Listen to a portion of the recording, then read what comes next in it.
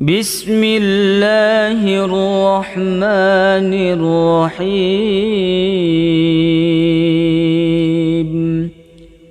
والفجر وليال عشر والشفع والوتر والليل إذا يسر هل في ذلك قسم لذي حجر ألم تر كيف فعل ربك بعاد إرم ذات العماد التي لم يخلق مثلها في البلاد وثمود الذين جابوا الصخر بالواد وفرعون ذي الأوتاد الذين طغوا في البلاد فأكثروا فيها الفساد فصب عليهم ربك سوط عذاب إن ربك لبالمرصاد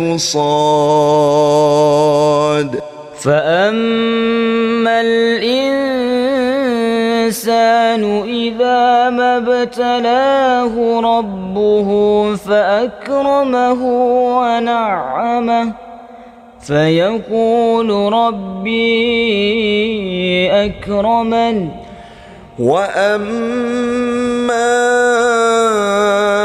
إذا ما ابتلاه فقدر عليه رزقه فيقول ربي أهانن كلا بل لا تكرمون اليتيم ولا تحاضون على طعام المسكين وتأكلون التراث أكلا لما وتحبون المال حبا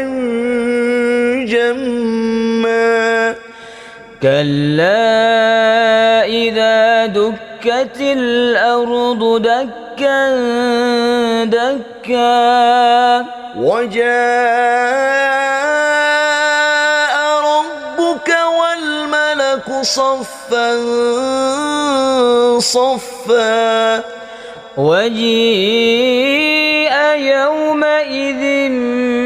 بجهنم يومئذ يتذكر الإنسان وأنى له الذكرى